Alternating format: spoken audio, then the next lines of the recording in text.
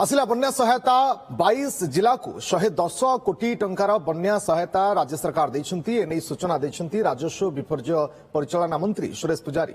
क्षयक्षतिर आकलन अनुसार सहायता राशि डीबीटी माध्यम रे पहुंचाइबाकु निष्पत्ति होइछि। बन्यारे सबुठारु अधिक क्षतिग्रस्त वा प्रभावित होइछि बालेश्वर, भद्रक एवं जाजपुर जिला।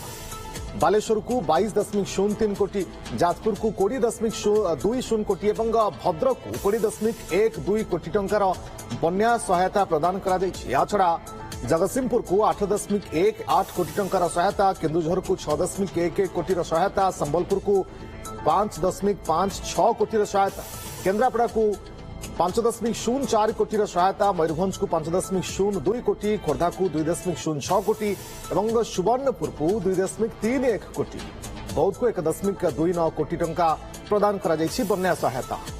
अनेक जिले में एबे भी बन्या जल संपूर्ण निष्कासन होई नाही, विभिन्न नदी में जलपतन मध्य संपूर्ण कमी नाही।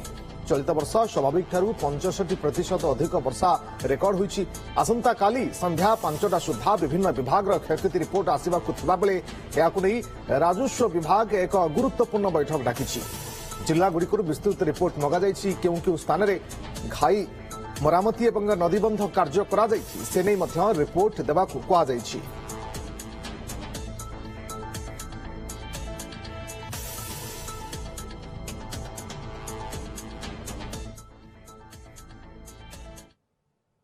बाईसटा जिला प्रशासन को जे आपण मानकर जिले में होता क्षयक्षतिर चूड़ांत एवं निखुण रिपोर्ट आम पाखे प्रदान करंतु।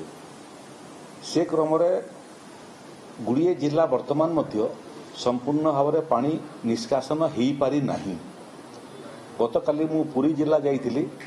जिले में पिपिली एवं सत्यवादी रे दया नदी एवं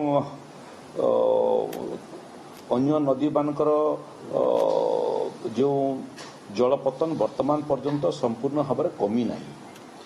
विभिन्न मंत्रिमंडल मोर सहयोगी माने जाजपुर, जगतसिंहपुर, केन्द्रापड़ा, बालेश्वर, मयूरभंज, केन्दुझर एवं विभिन्न जिला को जाइथिले। ये बन्या समय आमे विभिन्न पदस्थ अधिकारी मानकु जो माने अतीत प्रभावित जिलार जिलापाल थिले एवं जहाँकर अनुभव अच्छी से पठेइथिलु। राजस्व विभाग एवं विपर्यय परिचालना विभाग अधिकारी मानकु विभिन्न जिला को अवस्थापित कराइतिला। जिला प्रशासन को सहयोग देवाई, बन्यार प्रकोप को मेजरमेंट करने, बन्यार प्रकोप कौन पदक्षेप नेले कमी पारिबो से बाबद ब्लॉक प्रशासन एवं जिला प्रशासन साथ कथबार्ता लगे। ये समस्त रिपोर्ट गोटे पर गोटे आसवाटा आरंभ कलानी। आज जो मैंने सब भिन्न भिन्न जिला को जाइए पर्यवेक्षक भाव में एवं अध्ययन करने से रिपोर्ट आमर हस्तगत हो गलानी। ये क्रम जो प्राथमिक रिपोर्ट आम पाखे क्षयक्षतिर आसीला से स्वाभाविक भाव में बालेश्वर, जाजपुर एवं भद्रक ये 3टा जिले में व्यापक क्षयक्षति होता।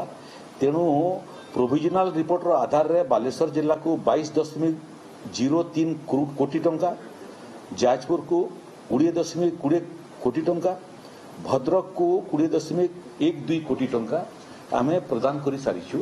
एवं सेठी मध्य ये क्षयक्षतिर आकलन चली।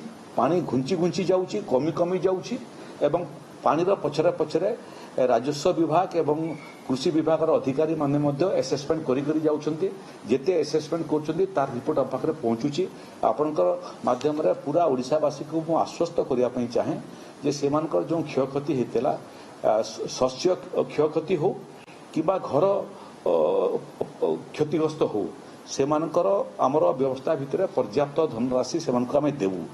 ये 3टा जिला बाहर जगतसिंहपुर रे 8.1 कोटी टंका, केन्दुझर रे 6.1 कोटी टंका, संबलपुर रे 5.56 कोटी टंका, केन्द्रापड़ा रे 5 कोटी टंका, मयूरभंज रे 5 कोटी टंका, खुर्दा रे 2 कोटी टंका। ये भाया छोट प्रभावित होता सुंदरगढ़, रायगड़ा, मालकानगिरी, कोरापुट ये जिला मानक नुआपड़ा जिला को आमे पैसा दे सारिछु। ये परिमाण संपूर्ण भाव में 22टा जिले में 110 कोटी टंका आम देचु। ଏବଂ ଧୀରେ ଧୀରେ କରି ଆଜିଠାରୁ ଚୂଡ଼ାନ୍ତ ରିପୋର୍ଟ ମଧ୍ୟ ଆସିବାଟା ଆରମ୍ଭ କଲାଣି। ଚୂଡ଼ାନ୍ତ ରିପୋର୍ଟ ଆସୁଥିବ, ଆମର ବିଭାଗ ତରଫରୁ ଆମେ ତୁରନ୍ତ ସମ୍ପୂର୍ଣ୍ଣ କ୍ଷତିପୂରଣ ରାଶି ଆମେ ଜିଲ୍ଲାକୁ ପଠାଉଥିବୁ ଏବଂ ଏନ୍ସିଓର କରୁଛୁ ଆମେ ଯେ ଡିବିଟି ମାଧ୍ୟମରେ କ୍ଷତିଗ୍ରସ୍ତ ଲୋକମାନଙ୍କର ପାଖରେ ଏ କ୍ଷତିପୂରଣ ରାଶି ପହଞ୍ଚି ଯାଉ। ଏକ ଦ୍ୱିତୀୟ ବିଷୟ ହେଲା ଯେ ଯେଉଁମାନଙ୍କର ରିପୋର୍ଟ ଆମ ପାଖରେ ହସ୍ତଗତ ହେଇଛି ସେ ରିପୋର୍ଟର ଆଧାରରେ ମଧ୍ୟ ଏଥର ଗୋଟେ ନୂଆ ଅନୁଭୂତି ଆମର ହେଲା ଯେ ବହୁତ ବର୍ଷ ପରେ ଏକା ସାଙ୍ଗରେ ଆମେ ବିଭିନ୍ନ ନଦୀ ଏ ବନ୍ୟା ଦ୍ୱାରା ଜଳପତନ ବୃଦ୍ଧି ପାଇଲା ଏବଂ ପ୍ରଭାବିତ ହେଲା। ବ୍ରାହ୍ମଣୀ, ବୈତରଣୀ, ବୁଢ଼ାବଳଙ୍ଗ, ସୁବର୍ଣ୍ଣରେଖା, ଦେବୀ ଏଠୁ ଆରମ୍ଭ କରିକି ତେଲ ନଦୀ ପର୍ଯ୍ୟନ୍ତ, ଇବ ନଦୀ ପର୍ଯ୍ୟନ୍ତ, ମହାନଦୀ ପର୍ଯ୍ୟନ୍ତ, ଜଳକାଠା ନଦୀ ପର୍ଯ୍ୟନ୍ତ ସବୁ ନଦୀ ଏକା ସାଙ୍ଗରେ ପ୍ରଭାବିତ ହେଲା।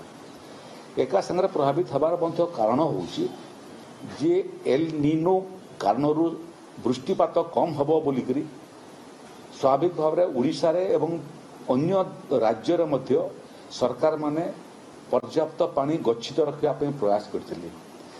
ଜୁଲାଇ ମାସ 2026ରେ ଯେତିକି ବର୍ଷା ହେଇଛି ଓଡ଼ିଶାରେ 2025 ଜୁଲାଇ ମାସର ବର୍ଷା ଅପେକ୍ଷା ମୋଟାମୋଟି 65% ଅଧିକ ବର୍ଷା ହେଇଛି।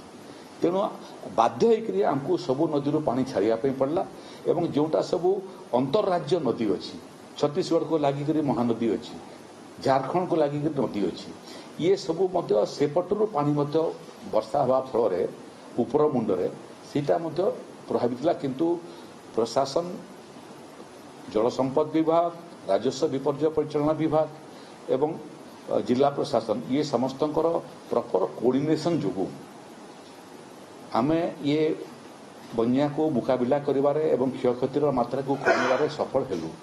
ଲୋକମାନଙ୍କୁ ମଧ୍ୟ ଆମେ ଧନ୍ୟବାଦ ଦେଉଛୁ। ସେମାନଙ୍କର ମଧ୍ୟ ସହଯୋଗ ହୋଇନଥାନ୍ତା, ଇଏ ବିଷମ ପରିସ୍ଥିତି ସାମ୍ନା କରିବାଟା ସରକାର ପାଇଁ ଏତେ ସହଜ ହୋଇନଥାନ୍ତା। ଆହୁରି ଗୋଟେ ସମସ୍ୟା ହେଲା ଯେ ଏ ବନ୍ୟା ହେଲା ବେଳକୁ ଏଠି ପୂର୍ଣ୍ଣିମା କାରଣରୁ ସମୁଦ୍ରକୁ ମଧ୍ୟ ଜଳ ନିଷ୍କାସନ ପ୍ରଭାବିତ ହେଲା। ଏବେ ଯେଉଁମାନଙ୍କର ରିପୋର୍ଟ ସବୁ ଆସୁଛି ମୁଁ ଆପଣଙ୍କୁ କହିବା ପାଇଁ ଚାହେଁ ଯେ ଆସନ୍ତାକାଲି 5ଟା ବେଳକୁ ଓଡ଼ିଶାର ଭିନ୍ନ ଭିନ୍ନ ବିଭାଗର ଯେଉଁ କ୍ଷୟକ୍ଷତି ତାର ରିପୋର୍ଟ ଆମେ ମାଗିଛୁ। ସେ ଅଧିକାରୀମାନେ ଆସନ୍ତାକାଲି ବୈଠକରେ ରହିବେ। ଜିଲ୍ଲା ପ୍ରଶାସନ ଏବଂ ଯେଉଁ ଯେଉଁ ବ୍ଲକ ପ୍ରଭାବିତ ହେଇଛି ସେହି ବ୍ଲକର ବ୍ଲକ ଡେଭଲପମେଣ୍ଟ ଅଫିସର, ତହସିଲଦାର ଏବଂ ଅନ୍ୟ ଅଧିକାରୀମାନେ ମଧ୍ୟ ରହିବେ।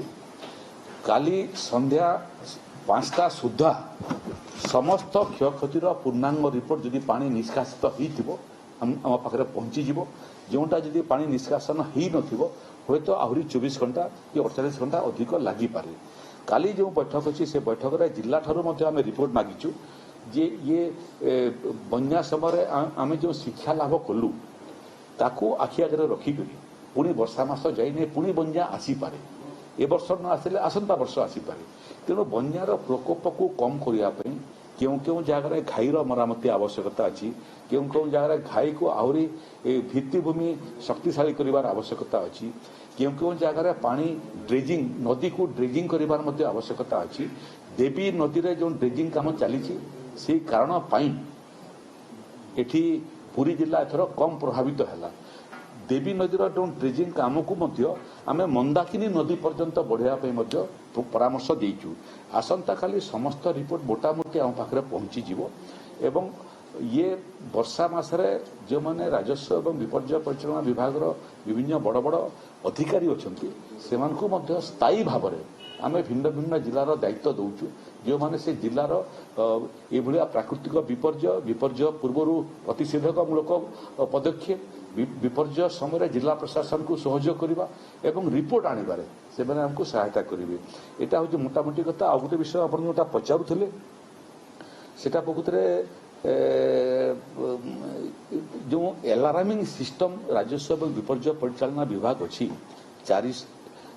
573 କିଲୋମିଟର କୋଷ୍ଟଲାଇନ୍ ବୋଲି ଯାହାକୁ ଆମେ କହୁଛୁ ସେଥିରେ 122ଟା ଟାୱାର ଅଛି ଯେଉଁଟା 2017 ମସିହାରେ କରାହେଇଥିଲା।